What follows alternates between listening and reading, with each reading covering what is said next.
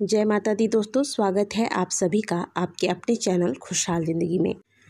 दोस्तों, इस साल चैत्र नवरात्रि की शुरुआत 2 अप्रैल से हो रही है, जो कि 11 अप्रैल तक रहेगी। 11 अप्रैल को व्रत का पारण किया जाएगा। नवरात्रि के 9 दिनों में माँ दुर्गा के 9 स्वरूपों की विधि विधान के साथ पूजा अर्चना की जाती है। शास्त्रों में 9 दिनों की नवरात्रि को बेहद शुभ माना जाता है। इस साल माता रानी घोड़े पर सवार होकर आएंगी। नवरात्रि के पहले दिन कलश स्थापना की जाती है, जिसे कि घट स्थापना के नाम से भी जाना जाता है। साथ ही इस दिन माता के पहले स्वरूप माता शैलपुत्री की पूजा अर्चना की जाती है। इस साल घट स्थापना का शुभ मुहूर्त 2 अप्रैल दिन शनिवार को सुबह 6:10 से 8:29 तक रहेगा। कलश स्थापना प्रतिपदा यानी कि नवरात्रि के पहले दिन माँ दुर्गा की पूजा के साथ ही की जाती है। कलश की स्थापना मंदिर के उत्तर पूर्व दिशा में करनी चाहिए। माता की चौकी लगाकर कलश की स्थापना करनी चाहिए। सबसे पहले इस जगह को गंगा जल छिड़क कर पवित्र कर ले, फिर लकड़ी की चौकी पर रौली से स्वास्तिक बनाएं। इस कलश में आप आम का पत्ता रखें और इसे जल या फिर गंगा जल से भर दें। साथ ही इसमें एक सुपारी, कुछ सिक्के, दुर्वा, हल्दी की एक गांठ कलश में डाल दें। कलश के ऊपर एक पात्र में आप कोई भी अनाज, चाहे तो आप गेहूं, चाहे तो आप चावल भर के रख सकते हैं। इसके बाद इस कलश के मुख पर एक नारियल लाल रंग के वस्त्र से लपेट कर रखें। कलश पर आपको जटा वाली नारियल रखनी है, जो कि आप स्क्रीन पर देख रहे हैं। और इस नारियल का जो मुख होता है, यानी कि जिस ओर जटा रहती है, जिस ओर नारियल की आंख बनी होती है, वह साधक की ओर होना चाहिए। कलश के गर्दन पर आपको मौली बांध लेनी है। कलश स्थापना के साथ ही चावल यानी कि अक्षत से अष्टदल कमल का निर्माण करें और इसके बाद इसके ऊपर आप माँ दुर्गा की प्रतिमा या फिर फोटो रखें।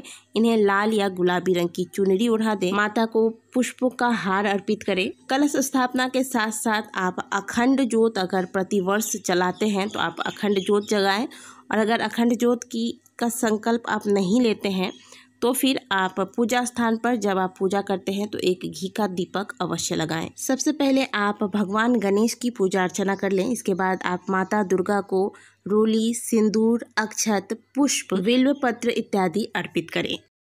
नवरात्रि के पहले दिन माता का पूजन माता शैलपुत्री के रूप में किया जाता है। पर्वतराज हिमालय के घर पुत्री रूप में जन्म लेने की वजह से इनका नाम शैलपुत्री रखा गया। माता शैलपुत्री का वाहन वृषभ है। माता अपने दाहिने हाथ में त्रिशूल तथा बाएं हाथ में कमल का पुष्प धारण किए रहती हैं।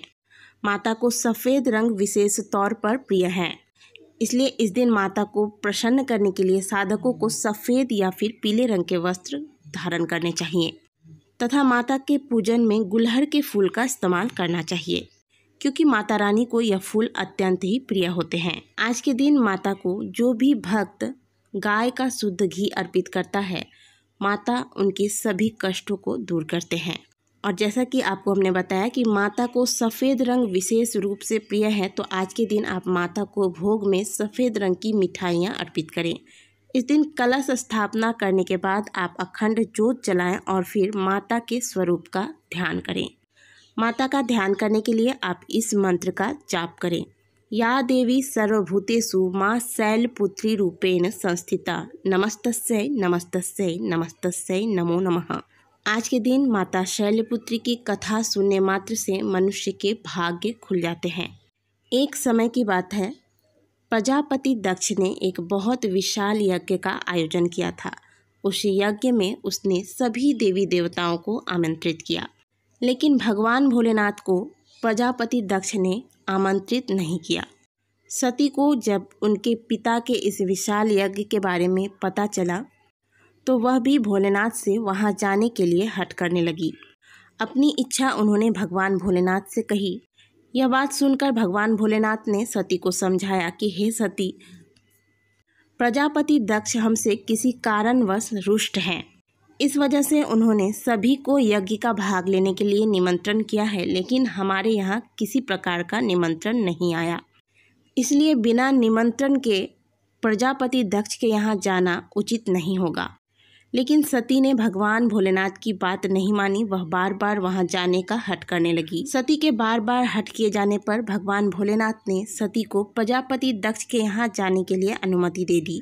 जब सती वहां पहुंची तो किसी ने भी उनका आदर सत्कार नहीं किया। अपने परिजनों द्वारा किए गए रूखे व्यवहार से सती बहुत दुखी हुई तथा अपने पति के लिए यज्ञ का भाग न देखकर सती बहुत आहत हुई। उनको बड़ा ही दुख हुआ और वो सोचने लगी कि मैंने भोलेनाथ की बात न मानकर बहुत बड़ी गलती कर दी। माता सती पति के इस अपमान को सह नहीं सकी और उन्होंने अपने शरीर को योगाग्नि द्वारा नष्ट कर दिया। अगले जन्म में इन्हीं सती ने अपने पति शिव को पुनः प्राप्त करने के लिए शैलराज हिमालय के यहाँ पुत्री के रूप में जन्म लिया। शैलराज के घर में जन्म लेने की वजह से इनका नाम शैलपुत्री रखा गया और जगत जननी माँ दुर्गा शैलपुत्री के नाम से विख्यात हुई।